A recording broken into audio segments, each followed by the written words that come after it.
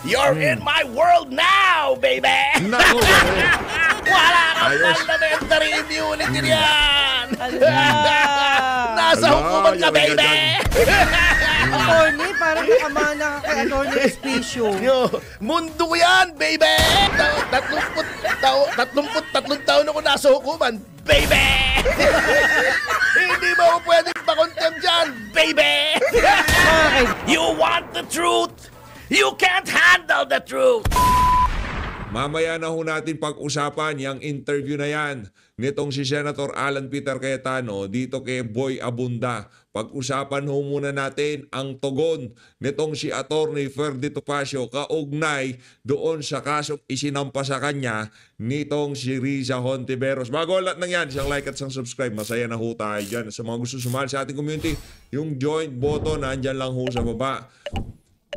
Meron ho akong isang pakiusap sa inyo. Kung maaari, pasyalan nyo ho, panoorin nyo ho yung video nitong si Jay Guevara TV. Palakpakan ho natin. Isa ho sa mga banateros, no? Suportahan din ho natin yan mga kababayan. Na isa ho yan sa mga malulupit na vlogger dito sa YouTube.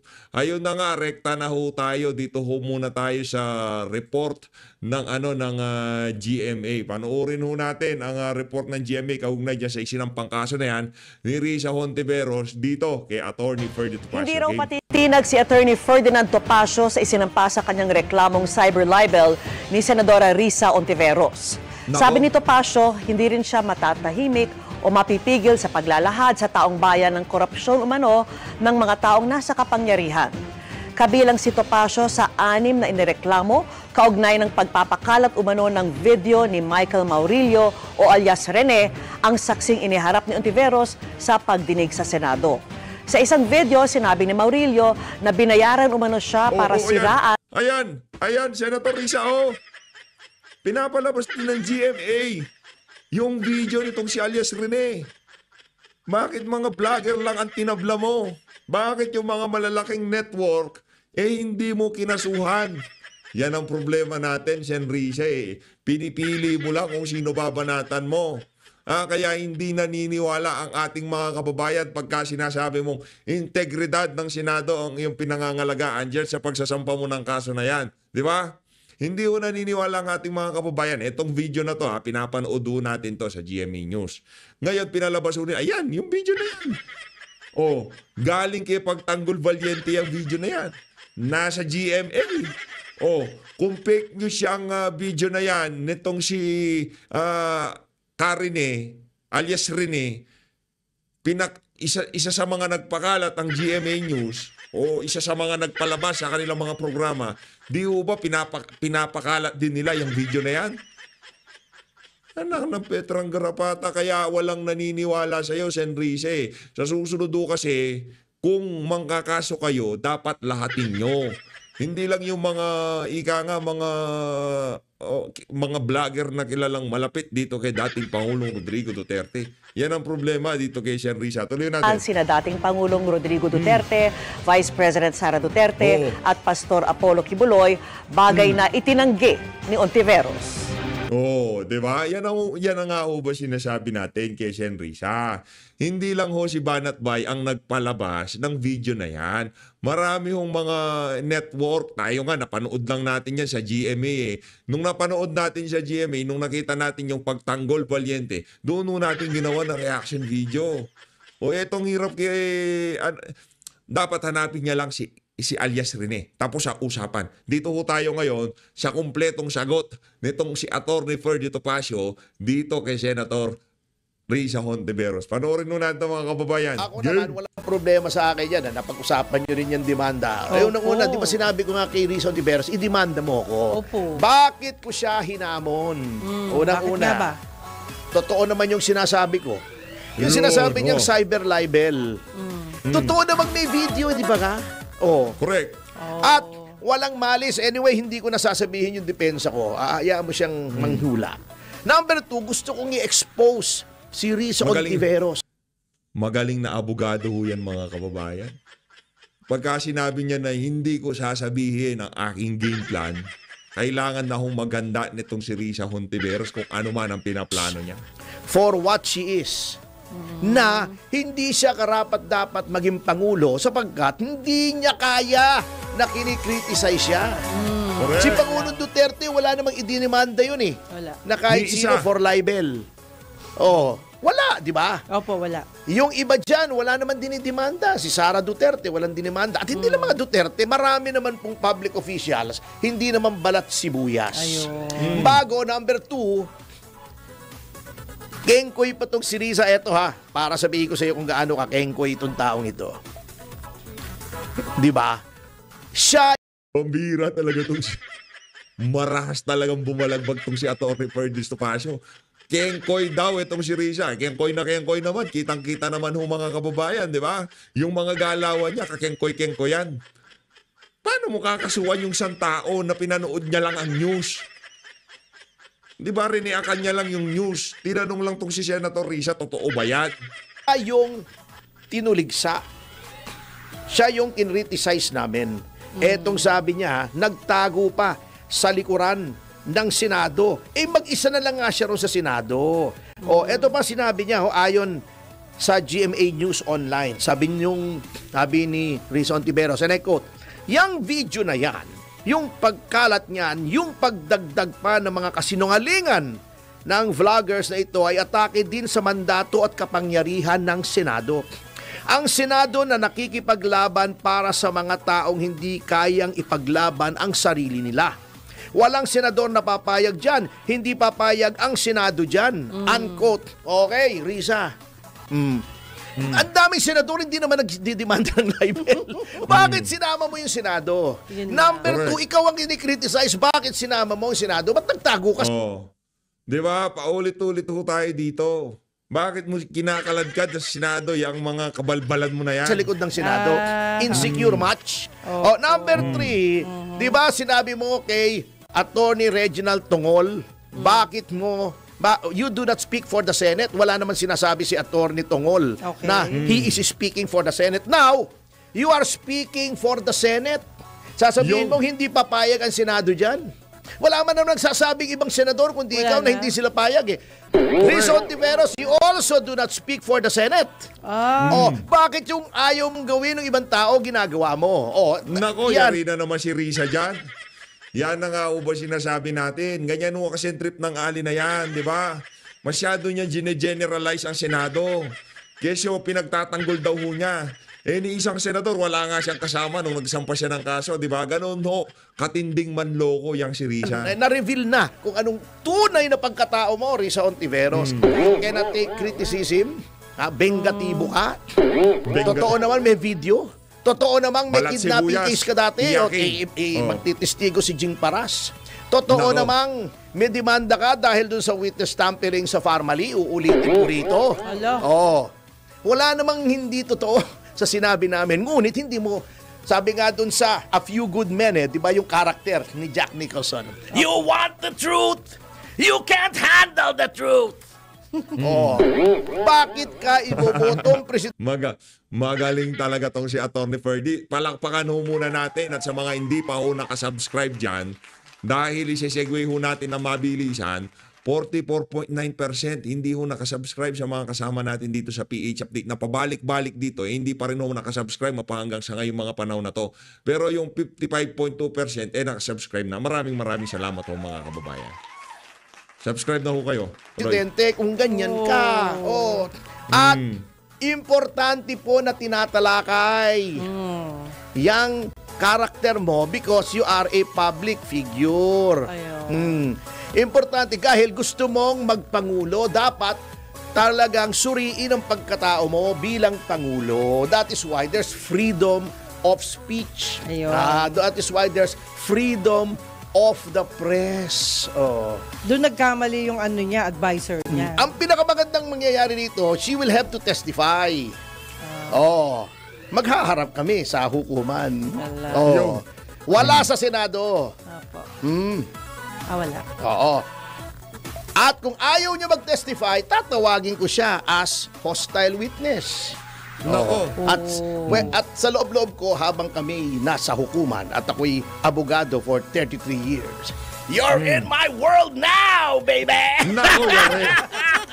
Malupit talaga tong si Attorney Ferdy Topacio. You're in my world now, baby. Wala kang Ayos. parliamentary immunity yan! Ala! Nasa Ala, hukuman ka, yaman ka baby! dyan. Attorney, parang nakamana ka kay Attorney Espicio. Yo, mundo ko yan, baby! Kaya nga, parang nahawa ka na. Diba? Ganyan na ganyan si Attorney Respicio, diba? Maras magsalita yan eh. Tatlong taon ako nasa hukuman, baby! Hindi mo ako pwedeng pa-contempt dyan, baby! Mga kaibigan, masaya lang po si Attorney. Oo. Yan. Dahil maaga Masaya siya lang. dumating. Siya ay Tayo, Attorney. Isa kami sa mga nagtulak, nakasuhan kayo ni Risa. Yan ang sinasabi ko, di ba? Ako kasi, alam ko na itong si Attorney Ferdy Topacio, isa siya sa makapagbibigay ng hustisya sa lahat ng kabalintonaang ginawa ni Risa. Di ba? Siya ho, kumbaga sa lahat ng kabalbalang ginawa ni Risa, siya ho ang maghahatid sa atin ng hustisya diyan sa korte. You're in my world now, baby. Ika nga nito si Attorney ay Ferdy. pumasok Ayos. sa patibong! Grabe ah. Pumasok sa Evil galing. Ayan. Walang pelikula eh, no? Ayun, no? Gundo. Nakita kita, Attorney, dito. Pasensya na. Well, anyway, marami pong nagpapasalamat. Si Risa kasi nga- talaga, oh. Gusto niya talaga ako maging senador, ano? Pinasisikat niya ako. Attorney Ferdy, pag tumakbo ka na senador, sige, malamang sa malamang nasa lineup ka ng PDP, susuportahan ka namin. All the way, para meron kasama si Kong Rodante Martin. Mahirap yan, Sakit mahirap. ng tiyan ko. Attorney, mahirap na trabaho yan. Alam mo, parang mas inspirado kung magkomentaryo pagka Mahirap na naka-Dennis trabaho Antinor yan. Pink ako. Oo, di ba? Yun ang tawag siguro dito sa DWIC. Ayan. The Dennis Antinor Pink. Ay, nako. Anyway, Ayan. Ayun na nga mga kababayan, rekta na ho tayo dito sa naging huntahan nitong si Kuya Boy at nitong si Senator Alan Peter Cayetano. Ipapaliwanag ho dito nitong si Senator Alan Peter Cayetano kung bakit kung bakit hindi kagad natalakay ng Senado yung impeachment na yan nitong si Vice President Sara Duterte. Kasi sinisisi nila Senado kasi yung ibang mga yung mga attack dog nitong si Tamba ng mga network, talagang pinipilit nila yung naratibo na hindi pa nag-uumpisa yung mga senador kampina kay VP Sara. Pakinggan ho natin itong si Senator Alan Peter Cayetano. Game. Doon muna sa point na ang confusion Part one. is largely caused by fake news. Pero pwede rin ako Or makonfuse. circumstance din, Kuya Boy. I mean, one factor lang. Kasi remember, Kuya Boy, ilan pa lang ba ang impeachment na umabot sa Senado? Pangatlo pa lang to eh. Di ba? Okay. So, ang US Constitution is 1789. Correct. So, ilang daan taon na. Tayo 1987, pangatlo pa lang to. So, to be yung tatlong fair, impeachment cases na umabot sa Senado, pangalanan natin, ERAP, for President, di for ba? President. Impeachment case na hindi Corona. natapos. CJ Corona na natapos. Okay. Tapos ngayon, yung kay VP Duterte na nasa Senate. Okay. So, pangatlo pa lang, Kuya Boy. Okay. So, partly lang yung confusion ay doon sa fake news. Partly din dahil nga hindi pa buo lahat ng doktrina natin tungkol dyan eh. In fact, nung yung impeachment kay President Arroyo, impeachment kay President Erap, impeachment kay Ombudsman Gutierrez, Mercedito. maraming umakyat sa Supreme Court ng mga kaso. Okay. So, that's another thing, part ng confusion. At saka ang confusion ang gagaling din sa napakaraming opinion, hindi nanggagaling sa fake news. Nanggagaling sa napakaraming tao na marurunong. Kasi ngayon, free market of ideas tayo. Ang dami naming naririnig, ang daming nababasa. So, hindi namin malaman sino bang Yes. aming But paniniwalaan. for example, Kuya Boy, diba? Kung idol mo itong dean na to, o Correct. idol mo Oo. itong former justice, tapos sinabi niyang, unconstitutional yan, hindi ka naman abogado. De lahat na kayo nagsasabing unconstitutional At kung yun. saan ang leanings mo. Nasaan ang leanings mo? Oo. Di ba? So, tapos sasabihin niya, hold them accountable. Pag dinismiss yan, you're not holding her accountable. Okay. So, uulitin mo na yon. That's why nga, hindi ko pinapakiusapan yung madlang public. 'Di ba? Because nga, they also get their information from the legal luminaries. 'Di ba? So, halimbawa, pagka may sinabi akong off topic on tangent about artista, about networks, and you tell me, "De Alan, ganito kasi yan." Kuya Boy, ikaw pinaniniwalaan ko sa ganyan eh. Oo. 'Di ba? Or kung sino man ang barkada ko diyan sa showbiz. So, uulitin ko ngayon. Kung tama, okay.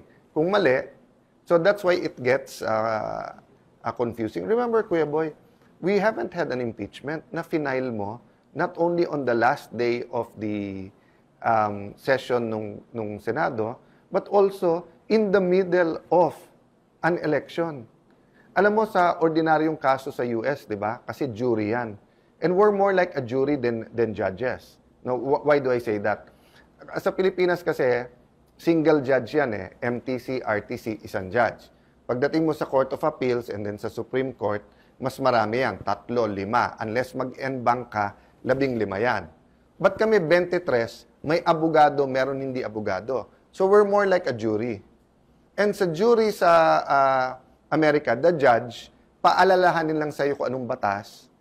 And then kapag ka-toxic masyado yung media at saka yung environment, isi-sequester ka, Kuya Boy, di ba? Ilalagay ka lahat sa isang hotel, walang TV, walang dyaryo, ay, hindi ka pwede magbasa para hindi ka bias. So can you imagine, Kuya Boy, i-impeachment ka, gitna ng kampanyahan.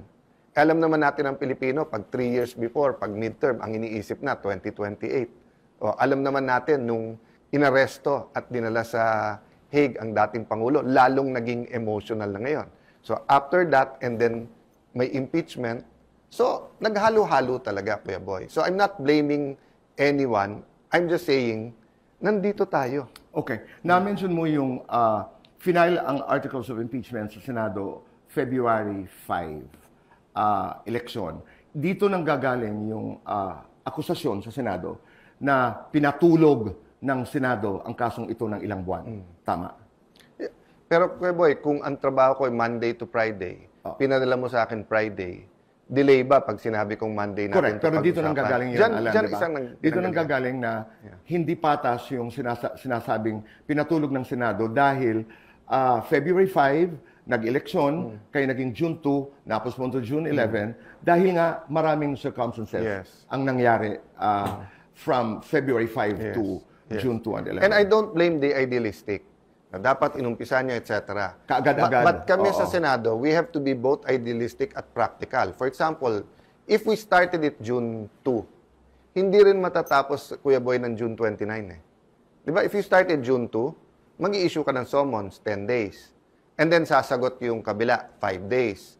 And then pag-convene namin after 15 days, ang unang issue pa muna nun, may jurisdiction ba? Kasi sinasabi nga ng side nila, Vice President Duterte, na mahigit isa ang final in 1 year. In 1 year. By that time, issue naman tatawid ba to sa 20? In the meantime, ilan napaka-importanteng national legislation, mga bills, na mabibinbin, na hindi... So you needed January 2 to January 10 para pagtuunan ng pansin yung mga nakabinbin na mga bills. Yeah. Yun ang dahilan. To be fair, naging reasonable lahat. Okay. Kasi nga, di ba, dapat sa 11 na kami. Pero nga, ng 9 and 10, nagkaroon na ng mga motion, di ba? But if people were not reasonable on the 10th, hindi namin natapos nung 11th. But that was the intention, Alan, Yes. na pinuspone ng Senado yung June 2 to June 11. Well, clear kasi sa akin, Kuya Boy, na yun yung intention. But, grabe yung reaction ng media at ng maraming tao. Na dinidelay. So, nung 9, pumasok ngayon si Senate Minority Leader Coco Pimentel at si Deputy Minority Leader si Sen Risa because nakita nila may may public clamor, meron So, ngayon na to. Diba? Okay. But that was more symbolic, Kuya Boy. Kasi whether you did it Monday, Tuesday, or Wednesday, diba? That's why nga when I came in to say na, ba't na lang natin hindi isole? Hindi ko drenowing. Baka on hindsight, dapat drenowing ko nilagay ko sa board. But sinabi ko, either way, whether we started on 2, 10, or 11, talagang after SONA talaga ang uupo talaga yung impeachment court eh. Okay. Ang debate doon ng ibang mga tao ay, basta makita lang namin na you were paying attention to the impeachment, priority nyo ang impeachment case. I think that became very, very emotional.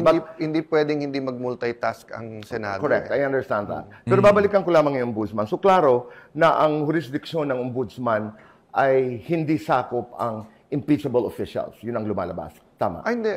Kuya Boy, yung kasing Pangulo, siya lang po talaga ang merong immunity from suit. So sa 6 years na nakaupo yan, hindi mo pwede demanda. Okay. In the meantime kasi, may kaso long ago pa to, na isang judge, kakasuhan, ang sabi ng Supreme Court, hindi muna kasi that interferes with our independence.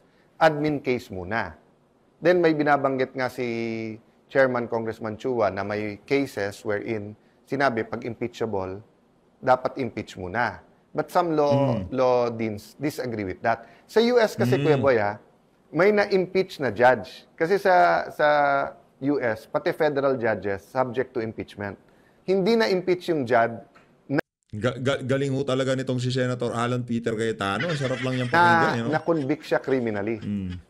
So imagine impeachable officer and judge, kinasuhan ng criminal case, nasa kulungan na siya, judge pa rin siya. So they had to impeach him pa after. So, but theoretically, as you say, President Nixon, di ba, nung palapit ng impeachment, nag-resign na lang. Tapos pinardon siya. Sa atin, nangyari na rin yon, di ba, na i-impeach, nag-resign, hindi na lang tinuloy yung impeachment. So, yun ang sinasabi ko, Kuya Boy, na bata pa yung jurisdiction din dito eh. Kasi, ako nandun na ako sa leaning ng except for the Supreme Court, the judges, pwede mong kasuhan criminally eh. Kasi nga, wala naman siyang immunity from suit eh. Kung sasabihin mong kailangan matapos, for example, ang COA, yung mga constitutional officers, COMELEC, di ba? So you mean kung 7 years sila, nag-commit sila ng crime ng first year, na malinaw, let's say, graft and corruption, you mean hindi ko sila pwedeng kasuhan unless ma-impeach muna? For me, ano yan? Bilang ombudsman. Yun yung opinion ko as a lawyer, as Alan Cayetano. But again nga, kasi yung jurisprudence, it could apply to everyone or it could apply lang to a certain group of impeachable officers. Kasi may mga katanungan din na bakit why do a preliminary investigation? Ombudsman pa rin ako. Nag-convene ang Senado na impeachment court. Magkaiba kasi, Kuya Boy, at saka wala naman double But it jeopardy makes sense doon. to you? Yeah. Okay. No, wag nga, kasi nga emotional dahil we're talking about the Vice President who many people believe is the leading candidate for 2028 for President. And then, of course, because of the arrest of her father, former President Duterte. But let's talk about simple impeachable officer. Okay. What if a COMELEC official, red-handed, at nangyari to dati, di ba? Nagkabayaran dun sa machines. Lumabas lahat ng cheque. Nagkaroon ng star witness na sinabi, nandun ako mismo nung binigay yung pera. Etong machines na to, pwedeng dayain. You mean to tell me, kailangan mo pang hintayin yung impeach ng House at itry ng Senate bago mo kasuhan yung official na yon? I may be wrong. Kasi it's up to the Supreme Court to decide. But in that case, Kuya Boy, diba, walang emosyon. Parang logic na hihintayin mo pa. Kung yung machines pwede mandaya, paano kung pati congressman at senador dinaya? Congresswoman Laila De Lima raised a point about the ombudsman. Now, while the Senate impeachment trial is happening, what if the ombudsman decides that there is no probable cause and dismisses the case filed in the ombudsman? The former senator was also a former justice secretary. Alam niya naman to eh. Ang problema nga, inuuna niya yung politika eh. No? So, first of all, alam naman niya hindi tayo bound by what the ombudsman says. So, the ombudsman can say walang probable cause as far as anti-graft and corruption laws. But we can say sa impeachment court, she's guilty. If we find her guilty, and then yung penalty not only of removal, but pwede nang hindi tumakbo, di ba? On the other hand kasi, for example, sinabi ng ombudsman, may probable cause, then people will say, CIS is being held accountable. Ang problema nun, Kuya Boy, matagal yun. Abot pa ng Supreme Court. Pwede siyang tumakbo sa 2028. That's why nga, yung ilang political groups, mas gusto nila impeachment kasi mapagbabawal si VP Sara from running in 2028. Okay, I get that. So, hiwalay. Magkaiba ang ombudsman at saka ang impeachment court, Senate as an impeachment As far court. as kami, we're concerned, in the Hindi other makaka-apekto yun. impeachment cases that we were, Aha. kung gumalaw ang DOJ o ang ombudsman, baka nga hindi na kami nag-file ng impeachment. The reality is nga, Kuya Boy, sa Pilipinas, after the impeachment, ma-remove yung official. Wala nang naghahabol sa kanya. Okay. Unlike kapag ikaw ay nakasuhan sa korte o sa ombudsman, hanggang matapos ang korte. Hanggang matapos, kung sa Sandigan Bayan man yan or sa RTC hanggang sa Supreme Court, hahabulin ka. Pero ang experience ko sa impeachment court, di ba? So, nung natanggal si President Erap, hinabol pa ba ng impeachment court ang Senado? Nung natanggal si CJ Corona, di ba? Pinasa na yan sa korte. Having said that, it's emotional nga, Kuya Boy, because it's part of the developing political alignments for 2028. Okay. Marami pang mga issues na nakapaligid dito sa issue ng ombudsman, but Ombudsman Martires has answered a lot of those questions. And we're not going to go there because it's not... Yun lang ang emphasis ko na hindi naman pwedeng pag mabilis yung ombudsman, galit tayo. Pag mabagal, galit din tayo. So, tayo naman ang lawmakers O baka dapat baguhin natin ang batas at bigyan yung ombudsman ng time period. Pero to be fair to the ombudsman, it's not perfect. I haven't reviewed all of his record. Pero I've seen cases where tinitira siya, ang tagal nito, tapos sinabi niya. Ngayon naman na mabilis, galit din. At saka meron din mga lumabas sa mga balita na yung complaint, walang pumirma. Sinabi naman ng ombudsman, dumaan yan sa Secretary General, and all these points. But let's go to one of the most controversial statements of the Senate President na talagang pinag-usapan. Sabi niya, the Senate Impeachment Court can dismiss the case. Ito na yung, kanina you were starting to talk about it. Yes. Can dismiss the case. Ano ba ang ibig sabihin noon? Okay. So, Kuya Boy, pag nag-file ka ng kaso sa kahit anong korte, ang unang titignan dyan ay yung jurisdiction. And to not be very technical about it, it's simple. The authority or the lack of authority to try the case. Di ba? So, for example, kinasuhan mo ako sa MTC, pero ang jurisdiction sa RTC, i-dismiss ng MTC yan. Kinasuhan mo ako sa ombudsman, pero hindi ako covered ng ombudsman dahil private businessman ako at wala akong dealing sa gobyerno, i-dismiss ng ombudsman yan. Di ba? Correct. So, sa Supreme Court, meron sila tinatawag na prohibited pleadings. Di ba? So, may mga sinasabi ko, anong prohibited? O, whether motion niya or pleadings, di ba? Ang prohibition mo lang sa Senado, yung lang nakalagay sa konstitusyon. So, for example, hindi kami pwede mag-impeach ng hindi impeachable officer. Di ba? But yun lang ang limitation. Then, sa rules namin. So, ang dalas ko marinig ngayon, kung wala sa rules nyo, hindi nyo pwedeng gawin. Hindi kami pwede mag-CR. Wala sa rules namin na pwede kang tumayo tapos pwede ka mag-CR So, pero pwede mong... So, but to go to the main point, Kuya Boy, no? We should not dismiss outrightly unless it's a question of grave violation of the Constitution. Di ba? So, kasi ang nabenta kasi nung ibang advocates hindi nyo man lang titignan yung ebidensya, i-dismiss nyo na. Okay? That's always the case if you question the jurisdiction. Di ba? So when you go to the ICC, kay President Duterte, ano ba unang question ng abogado ni President Duterte? Hindi ba tinanong niya, you have no jurisdiction over us kasi umalis na kami. Wala pang ebidensya ang pinapakita doon. Wala pa. Okay. Pero nagsabi yung korte, sandali lang, may jurisdiction. So the court should not acquit or convict you without looking at the evidence. Klaro yun, Kuya Boy. Paano ka naman magsasabing guilty or not guilty kung hindi mo pa tinitingnan yung ebidensya?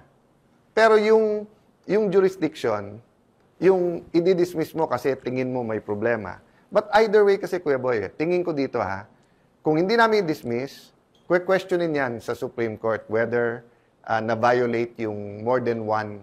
If the Supreme Court, One-year ban. if the Supreme Court doesn't decide, de tuloy-tuloy lang kami. Kung walang TRO, de tuloy-tuloy lang kami. But if we do decide na sandali lang, may violation to nung one-year ban, therefore, hindi dapat umabot sa amin ito, ang mangyayari nito, I'm sure, tutuloy sa Supreme Is Court. that where the Senate President was coming from? No. Yung sinabi niya that the impeachment court can actually dismiss the Kasi, case. Kuya Boy, may halo na to ng, ng intriga kay Senate President of Okay. how he handles the impeachment court. Kasi may nagsasabi, ang pinanggalingan nito, yung sinabi nila na dapat in-overrule niya si Senator Bato nung sinabi niyang, I will move to dismiss. Okay. But, Kuya Boy, if the Senate President said na, you're out of order, and then he appealed, so sinabi ni Senator Bato, okay, tell me where in the rules na nakalagay dyan na hindi kami pwede mag-move dahil mali, walang jurisdiction or dahil nga na ano yung ban. Sabi mo may cite pa rin si Senate President. Senator Bato can appeal. Magbobotohan yun ngayon. Alam ko yan, Kuya Boy, kasi ako yung unang in-appeal yung sinabi ni Senate President Enrile sa case ni CJ Corona. I disagreed kung sino pwedeng isupina o hindi. In-overrule niya ako. I appealed. Kaya nagbotohan. No? So, ang point, Kuya Boy, kung nagbotohan, sino susundin namin? Yung minority o yung majority? Di ba? So, kung sasabihin ni Cheese, 15 kayo or 13 kayo na bumoto to dismiss, tuloy pa rin kami. O 10 lang kami. Pwede ba yon? And then, to convict, you need 16. So, there are real considerations in all of this.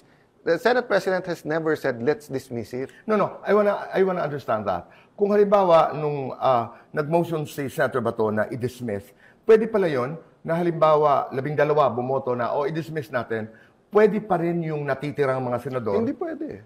Hindi na pwede. I mean, Dismiss na yon. That's what I'm saying, Kuya Boy, na throughout history, sometimes tama yung minority. Pero majority rule eh. Okay. Di ba? So, sa ordinaryong korte, Kuya Boy, pag nag-disagree, so for example, no, sa Court of Appeals, di ba, kung hindi sila unanimous 3, magdadagdag kan 2, may 5. Sa ordinaryong korte, kapag yung judge sinabi, inhibit mo yan, papalitan yon. O, sa atin ngayon, sinabi, si ganitong 2 senador, pumunta dun sa activity, nandun si VP Sara, inhibit. Assuming, Kuya Boy, nag-inhibit sila. Yung boto na yun is for Sara. Kasi pag every time mag-inhibit ka, ang natanggal mo lang sa kanila, makapagsalita sila sa korte at makaboto sa motion. Pero, counted na yun as an acquittal. Kasi you need 16 to convict eh. So, every single one na mawala, para ka na rin bumoto to acquit. O, so, paano kung bumawi naman ngayon yung mga senador na sumama kay VP Sara sa isang activity? O, sandali lang. Prosecutor, dun kay Senator Risa nag-oath eh. O, hindi ba bias din yan? Dapat mag-inhibit din yan. Mauubos kami sa korte.